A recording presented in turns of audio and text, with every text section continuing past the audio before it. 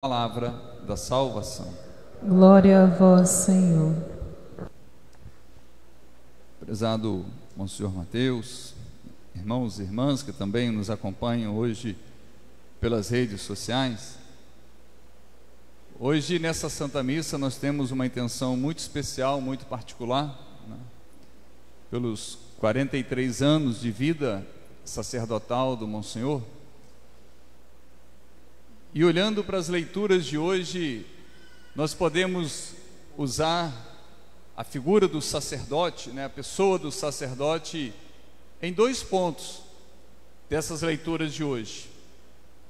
Primeiro, quando a primeira leitura vai falar do anticristo, daqueles que querem combater a figura do Cristo, daqueles que querem combater a figura da igreja. E depois, o Evangelho, quando é enviado a João para fazer o questionamento quem ele era, né? E começam a perguntar quem era João Batista, querendo saber, né? Através da sua missão, através de tudo aquilo que ele anunciava, ou seja, ele colocava uma interrogação no povo. As pessoas queriam saber quem era João Batista e vão questionando a Elias. É Jeremias, é um dos profetas, quem és tu? Então fala quem você é, fala de ti mesmo.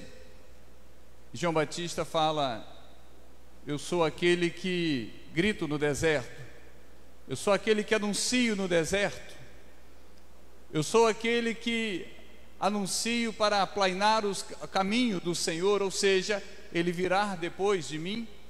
E depois ele conclui dizendo: eu não sou digno de desamarrar a sandália dos seus pés. Ontem na missa aqui à noite eu falava sobre a união hipostática. O que é a união hipostática? As duas naturezas de Jesus, né? A natureza divina, a união com a natureza humana, né? A união hipostática, ou seja, a união de duas naturezas. Só que esse mesmo Cristo que se encarnou no ventre de Maria e veio até cada um de nós, chega um determinado tempo da sua missão, na quinta-feira que nós celebramos, ali então acontece a instituição da Eucaristia. Ali então ele celebra a primeira missa.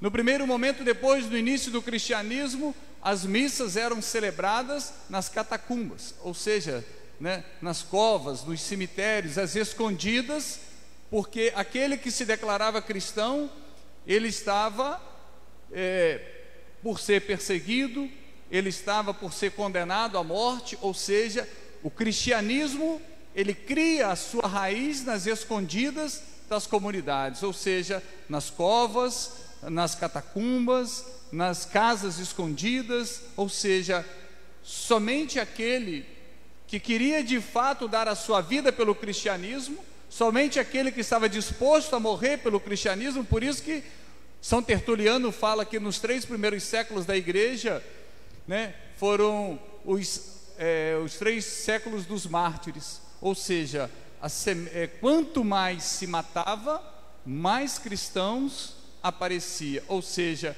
quanto mais sangue derramado. Por isso que São Tertuliano dizia que o sangue de mártires era semente de novos cristãos, ou seja, quanto mais se matava, aquilo parecia uma semente que brotava e surgia. Mas toda essa raiz da igreja, ela se dá na pessoa do sacerdote. Toda essa fundamentação, toda essa fundação, se nós estamos aqui hoje, nós devemos olhar para aqueles padres iniciais de 2000 anos atrás, e aqueles que ao longo do tempo fizeram com que a igreja se pudesse manter viva até os dias atuais. Hoje nós ouvimos, né, tantas perseguições contra a igreja, ouvimos tantas calúnias contra a igreja, mas o que nos traz a certeza, o que nos traz o consolo, a esperança, é que as portas do inferno não prevalecerão contra ela. Podem atacar, podem querer destruir a igreja, e se quiser destruir a igreja, se falar mal de Jesus Cristo, se quiser destruir Jesus Cristo, não vão conseguir. Então a primeira coisa que se tenta fazer é destruir a figura do sacerdote, é tirar a credibilidade de todos os sacerdotes, é tirar a missão sublime de todos os sacerdotes, é olhar para o sacerdote e não ter nele mais respeito, é fazer com que o sacerdote seja uma figura comum no meio do povo e não uma pessoa escolhida, ungida por Deus. Por que eu estou dizendo isso? Porque para destruir a igreja basta destruir o sacerdote, porque não existe igreja sem Eucaristia. Não existe igreja sem Eucaristia. Os anjos são seres espirituais, são seres puros, mas não são capazes de celebrar uma missa. Por isso que a figura do sacerdote, ela deve ser por cada um de nós, por todos. E eu não digo hoje, ao celebrar os 43 anos do Monsenhor, mas eu digo de todos os sacerdotes. O que compete a cada um de nós como cristãos, como católicos, é rezarmos por todos os sacerdotes. Porque o que nos mantém de pé, o que nos mantém firme é a Eucaristia. E não existe Eucaristia sem a pessoa do sacerdote. Se nós pegarmos um sacerdote que já não tem forças mais para falar, numa capelinha de zona rural, onde tem 2, 3 pessoas, é a mesma missa, quando se celebra para 100, 200 mil pessoas, para um padre extremamente famoso. A unção é a mesma, a consagração é a mesma, tudo é o mesmo. Ou seja, por quê? Porque o mérito não está nele. Como diz João Batista, eu não sou digno de desamarrar a sandália dos seus pés. O sacerdote, ele age, quando se diz na liturgia, em latim, in persona Christi captis, ou seja, na pessoa de Cristo cabeça. Ou seja, Cristo a cabeça da igreja e ele age na pessoa do Cristo. Por isso que a Santa Missa, ela não é a glória de Deus. A Santa Missa não é o grande louvor de Deus. Por mais que ele venha até nós na forma de pão e vinho, de corpo e sangue, não é a glória. A missa é o sacrifício incruento, ou seja, o mesmo sacrifício da cruz se dá sobre esse altar de forma incruenta, ou seja, sem aquele derramamento do sangue da cruz. Mas nós só conseguimos viver essa graça, nós só conseguimos viver a experiência do céu aqui na terra através da vida de um sacerdote. E João Batista, quando querem saber quem é João Batista fala: eu sou aquele que não consigo, nem posso desamarrar a sandália dos seus pés. Ou seja, num gesto de simplicidade, num gesto de humildade. Por isso que na quinta-feira, o próprio sacerdote, que ele age in persona Christi, ou seja, na pessoa do Cristo, ele repete o gesto de Cristo ao beijar os pés dos apóstolos, mostrando-se o quê? Aquele que é simples, aquele que é humilde. Mas nós não podemos também olhar para a vida de um sacerdote e achar que ele é um super-herói, achar que ele não tem falhas, achar que ele não tem defeitos, achar que ele não tem erros. Na verdade, ele vive a experiência humana, ele vive a fraqueza humana. O sacerdote é aquele que muitas das vezes, quando nós saímos da Santa Missa e vamos para as nossas casas, vamos celebrar com as nossas famílias, vamos jantar com as nossas famílias, vamos tomar o café da manhã com as nossas famílias, muitas das vezes o sacerdote é aquele que fica sozinho dentro de casa sem ter com quem conversar. Muitas das vezes a gente vem num grupo de oração, a gente vem numa pastoral, a gente conversa com um, conversa com outro, a gente partilha, muitas das vezes a gente partilha as nossas dores, as nossas dificuldades, as nossas cruzes, vamos embora, e ele vive essa mesma experiência da cruz, da dor, da saudade, tranca a porta do quarto e fica sozinho. Talvez seja esse um dos maiores martírios da vida de um sacerdote. Talvez seja essa uma das maiores dores da vida de um sacerdote. Muitas das vezes viver a solidão. Muitas das vezes viver somente ele e Deus e ninguém mais. Porque muitas das vezes, nós como comunidade, nós como igreja, nós não damos o direito de um sacerdote chorar. Porque se ele chora, ele é fraco. Se ele chora, ele não tem fé. Se ele chora, ele não representa bem a igreja, ele não representa bem o Cristo. Mas a gente esquece que até Jesus chorou quando Lázaro morreu. Mas muitas das vezes nós não damos esse direito. Nós não damos o direito de um erro. Achamos que ele é perfeito, enquanto na verdade só o Cristo é perfeito. Queremos a cobrança de sorriso 24 horas, aquilo que nós não oferecemos para o outro, nós queremos muitas das vezes cobrar na figura de um sacerdote, seja ele qual for. Por isso que nós devemos entender as suas realidades humanas, que João Batista hoje traz também, que na sua simplicidade, ou seja, aquela missão de apenas anunciar aquele que é muito mais importante, aquele que vem para realizar todas as coisas. Por isso que ele fala: eu não sou digno nem de desamarrar a sandália dos seus pés. Por quê? Porque a grande missão foi dada a ele, mas o grande nome não era ele. Assim também é na vida de um sacerdote. A grande missão é dada a ele, mas o grande nome não é ele, é aquele que ele leva, é aquele que ele carrega no testemunho, no anúncio, quando ele consagra, quando ele absolve numa confissão. Por isso que as mãos de um sacerdote, né, quem já participou aqui, né, das ordenações, já deve ter presenciado várias vezes, a mão que fica como que se estivesse amarrada, e ali ela é ungida, ou seja, são as mãos de Cristo, aquelas mãos que são seladas, passa-se uma fita, né, passa-se o óleo, ou seja, não é mais a mão de uma pessoa, é a mão do Cristo, é a mão que abençoa, é a mão que absolve, é a mão que no momento da epíclise, né, que invocar sobre as oferendas do pão e vinho, acontece a transubstanciação, ou seja, a transformação da substância do pão e vinho no corpo e no sangue.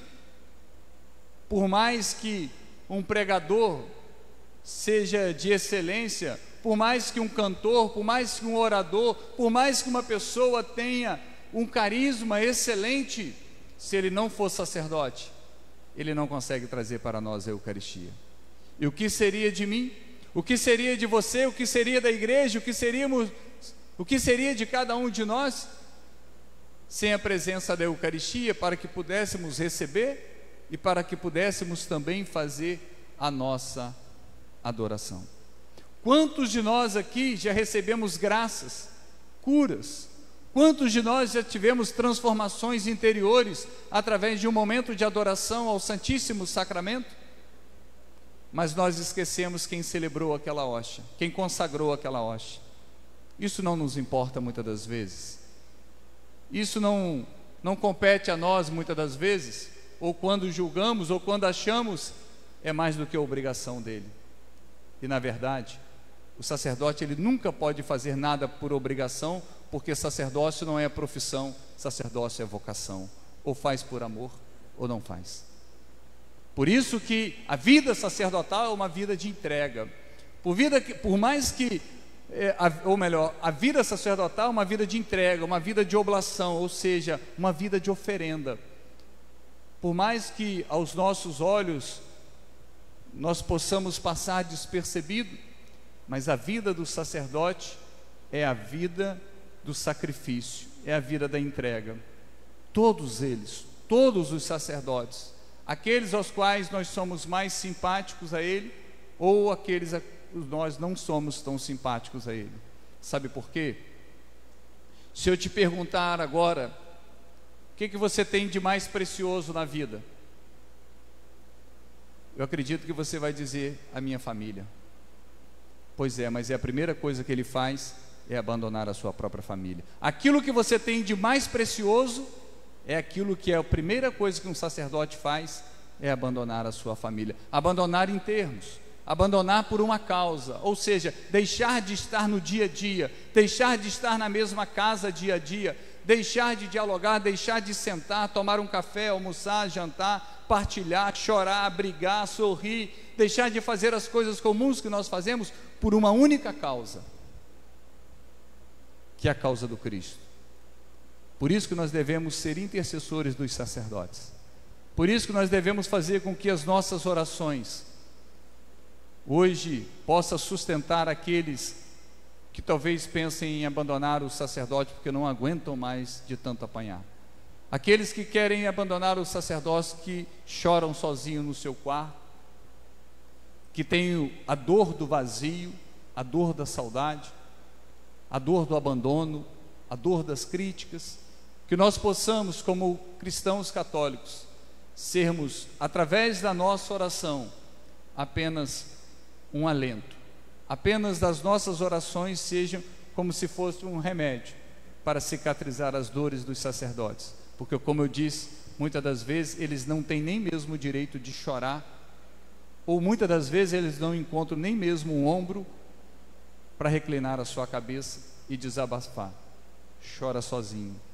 E eu posso dizer de uma experiência infinitamente superior, ou melhor, infinitamente inferior, dos atendimentos que eu costumo fazer, né, nas direções, atendimento de direção espiritual, o quanto a gente escuta o sofrimento, a angústia, a dor, a cruz, o quanto a gente às vezes escuta e aparentemente a pessoa vai embora e talvez para ela possa ter pensado, ele apenas ficou esse tempo para me escutar, mas ela não imagina, e muitas das vezes, a dor que ela deixa dentro de cada um de nós, a dor por vê-la passar assim, a dor por vê-la viver aquilo dali, a dor por muitas das vezes fazer um pouco e não poder fazer mais ao ponto de solucionar.